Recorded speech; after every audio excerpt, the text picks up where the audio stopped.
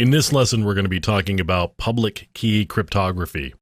Public key cryptography only tells half the story, frankly, when you call it public key cryptography, because public key cryptography uses key pairs. There's one secret or private key, and there's also one public key.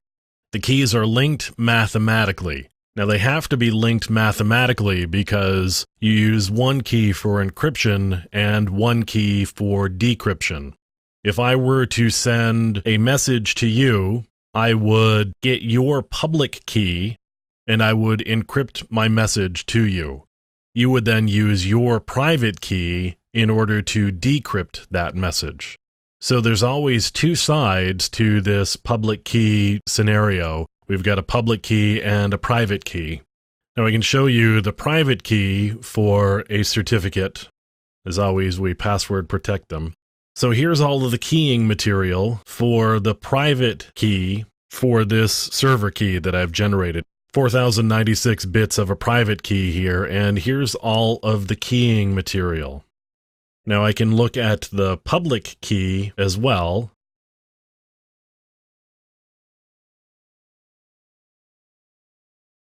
So that's all stored in an X.509 certificate.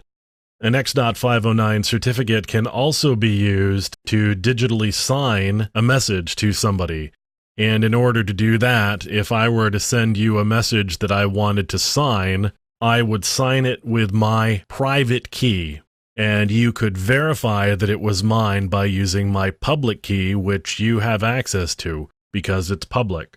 So these are X.509 certificates. X.509 certificates certainly implement public key cryptography, but it's not the only mechanism. You may have heard of PGP, which is short for Pretty Good Privacy. It was developed by a guy by the name of Phil Zimmermann in 1991. PGP also implements public key cryptography, but it implements it in a different way.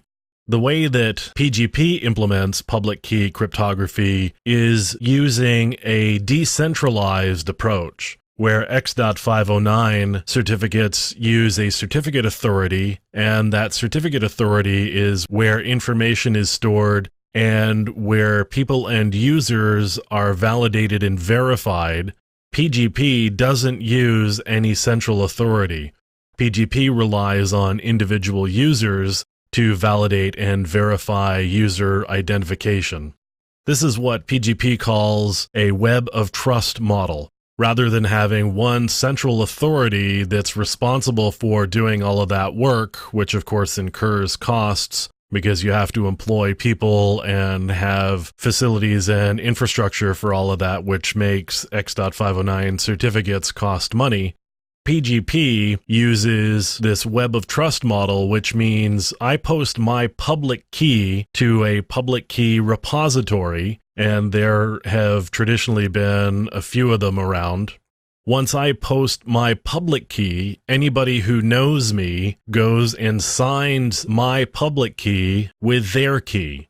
And in signing my public key with their key, you can know that I'm who I say I am if you know and trust that person. So the idea is that we use people and you get the 6 degrees of separation sort of effect where eventually you know enough people who have signed enough certificates that you can trust the new ones that you run across. So that's how the PGP model works.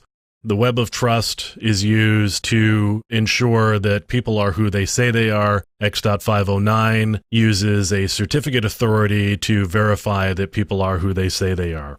The end result, though, is effectively the same. You have a public key and a private key. Both are required for the whole process between encryption and decryption, as well as digital signing. And that's just an overview of public key cryptography.